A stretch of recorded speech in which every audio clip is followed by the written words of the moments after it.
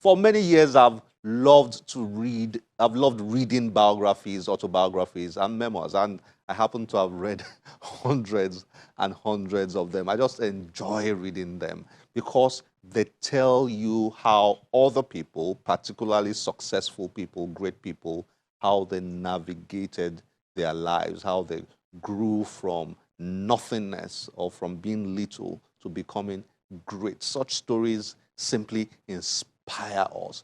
One of those books, an autobiography, was recently released, and it is the story of an outstanding gentleman whose beginning was very, very small, so to speak. It's a classical grass to grace success story. Let's get to meet with him and then enjoy the conversation.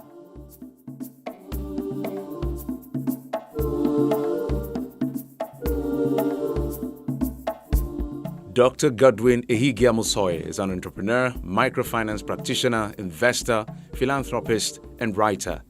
He is the founder of Lift Above Poverty organization LAPO Microfinance Bank, a leading non-profit pro-poor financial institution with operations in Nigeria and Sierra Leone. Godwin obtained his bachelor's and master's degrees from the University of Benin and obtained a doctorate degree from Ambrose Ali University. Ekpoma is an advocate for better life as he focuses on the upliftment of people and contributing to helping people transform.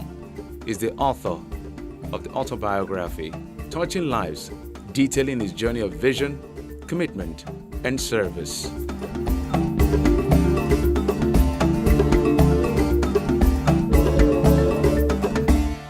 Great to have you on the show, Godwin. Thank you so much. Really glad to be here. You know, I prefer calling you Dr. Godwin, but you insist I should call you Godwin. Well, yes, I always try to insist on a few things when it comes to my name, especially my surname, which you know that is quite long. So people just simply call me Godwin. Great. Yeah. It's great to have you on the show. Thank you so much. Your autobiography, Touching Lives, My LAPO Journey. Sure. You know, from a very young age, I fell in love with biographies and autobiographies. Sure. And I've read like hundreds. I just love autobiographies. And when I read yours, it was a bit scary because of the size. Yeah? Yeah. Normally, I can read books like this easily. But with the stack of work in front of me, by the time your book came in, I was like, ooh. But once you start reading your book, and this is not a cliche, it's really engaging. Well done. Yeah, thank you so much. Really engaging. Thank you. Now, one of the first things that I said to myself I have to ask you is, did you document as your life, as the years passed by? Did you keep journals and diaries? Because the way, the details here, either you have an excellent memory or you had a way of documenting things over the years. How did you create this autobiography? Yeah, thank you so much for that compliment when you talked about the details. I want to say that I really never kept diaries. But you know that as you take the journey of life, there are certain events that obviously will remain in your memory. And when you do a biography like this, you're not going to take everything. You're going to probably, pick on those outstanding events. And I did. So people who have also read it have made that comment. You have huge memory. Well, I will thank them for that. But basically, I was only just looking at highlighting incidences, events that, remain, that got stuck to my memory. I think because my memory is not my own strongest trait, so that's why I admire a lot of what you write. Yeah, exactly. Many people think that way.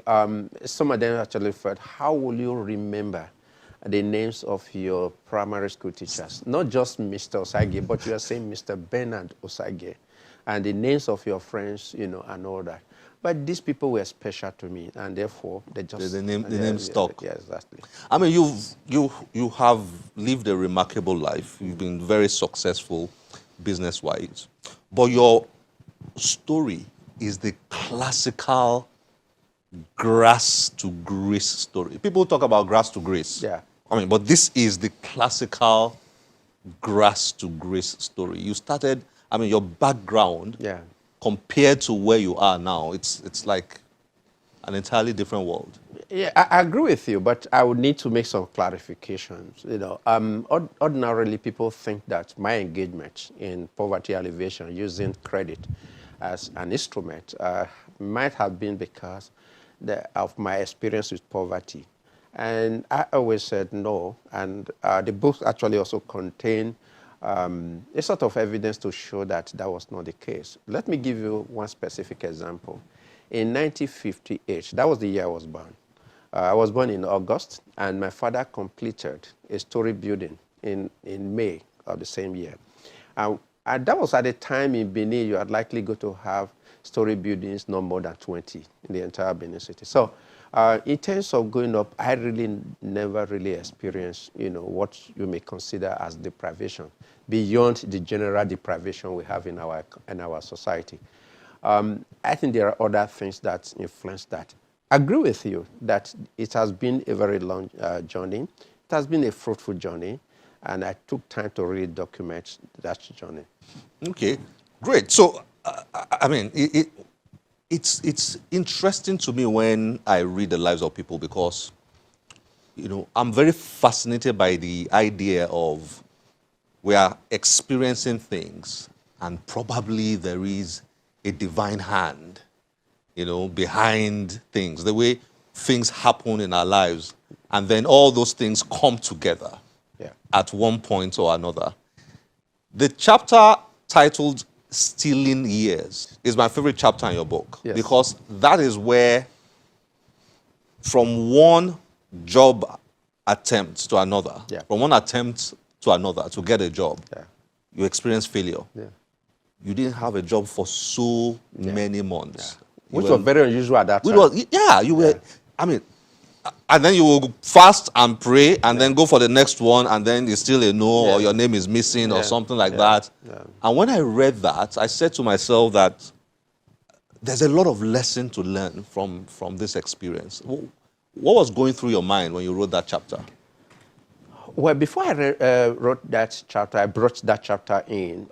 It's something, when I had opportunity to discuss that period with people, the usual response would be, why not document this? And I said, okay, let me take it down to, let me put it as a chapter. Actually, interlude, between mine, growing up, happy guy, got to the university very early, by that time standard, and then graduate very early 20s, and all that things were good. And suddenly you have that experience.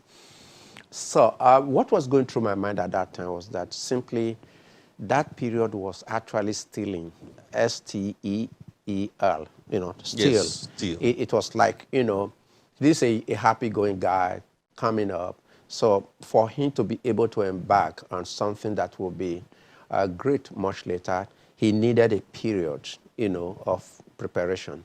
So what was going through my mind then, with all those series of, disappointments that you could not really explain, with any facts or with any thing, apart from the fact that it could have been divine guidance, divine intervention. So what was simply going through my mind was that it was a period of preparation. And and I took those things as they were happening. And of course, I got closer to God, closer in the sense that very early in my life, at the age of 4, my parents have actually introduced us to Christianity. So, but that period I got, much stronger, and eventually God intervened at the end. If you look at the chapter, Is life about? Are we made by our experiences? Your story tells me that, and I think you deliberately wrote this book to teach that lesson, of course, to convey that lesson. Yes. And I saw it in both little experiences and even big experiences. Little experiences like you wanted to go to a particular secondary school, yes, but you ended up in another secondary school. Exactly. So I caught that. You were deliberate in pushing that principle, right? Yeah. Beyond just a story of my life, it was a a sort of a documentation of experiences that could be lessons, to people, especially the young persons, in the sense that there are things that will happen in your life. Those things may be very uncomfortable at a particular point in time, but in a way, they could eventually define, the path of your life, as it were. And so I decided to take time to be really, really very detailed in taking that across. And people who have read this book actually has, alluded to the fact that this is not just a story of your life. It is actually a compendium of lessons for people, especially the young people. You see, when I read autobiographies, I mean, people know you with LAPO, Yes. Microfinance and all that. Yeah. There are always the big things, Yeah, of course. the great things in books like this, Yeah. But I'm always looking at, those small, tiny bits of, issues, lessons.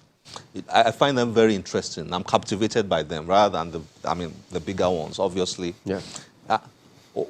And there are many for me. Yes. While reading your book, one of them is the story of how a man called, you call him SOJ, Yes. That's what you. influenced your life. Yes, he did. I mean, we see people who are successful and all that, but we need to learn who are those unknown people Yeah. that made an impact on their lives. Yeah. I find that story fascinating. How important was that in your life? Two of them at the very early stage of my life, they were actually obviously teachers. Mr. Bernard Osage. Bernard Osage, in primary 5, he introduced us into reading newspapers. So the Primary school, primary school, and you loved reading so newspapers. we were, put together, put some pens together, and then buy one copy of the Nigerian Observer on Wednesday. On Wednesday, in the sense because it is only a Wednesday edition that has children's page, and then we'll start reading. So by the time I got to primary 6, and then you have Mr. SOJ, Jeremiah, who was now my teacher, and he also liked reading the newspaper. So he would send me to go and buy newspaper. He would bring, he would read. After he has read, he will now give it to me. Obviously, I was the only student in the class that he would give the newspaper to. You didn't mention that you wrote that he will send you with his bicycle. Of course. And you were the only one who rode his bicycle. Right, yes, white superb, ever new and ever clean. And when I got back, he will read and then he will give it to me. There was one incident. In fact, I also put that in the. And as I was reading, I saw a picture of a police officer on the page. And under it, his name, they said police boss. So I never knew what boss means. So I went to Mr. SOJ, as they call him. And I said, sir, what is boss? Oh, he said, Godwin. Oh, boss is the head of somewhere. And so that was, for me, was very interesting. But I think the real lesson here is this. When people talk about how I got involved in poverty alleviation and a fat concern about ordinary people was because of my early introduction to reading newspaper. And that also introduced me to national issues and national personalities like Taisholare, whom I expressly stated in that book, was a very strong influence and inspiration for me. For you, yeah. So I started reading about all these things. And so by the time I got to university, I was sufficiently aware about the condition of ordinary people. And it was easy for me to belong to an association. And in fact, I led the association towards the end of my tenure at the University of Benin, organizing symposia and organizing seminars on how to improve the life of the ordinary people. And so the influence is the fact that I got early to know things about our national.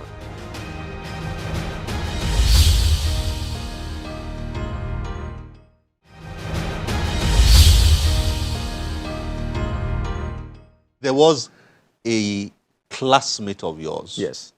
who dropped out of school because her parents couldn't afford her fees or something. Am I correct? Yeah. Correct me if I'm wrong. Yeah, exactly. That girl. Yeah. That also made an impact Of course, sure. on you. Yeah, it did. There's a story. We were in primary 2, 3, and this lady was extremely good. Obviously, I was, struggling with for the top, class with her. And eventually, she couldn't go beyond primary school just because she lost her parents, especially her father.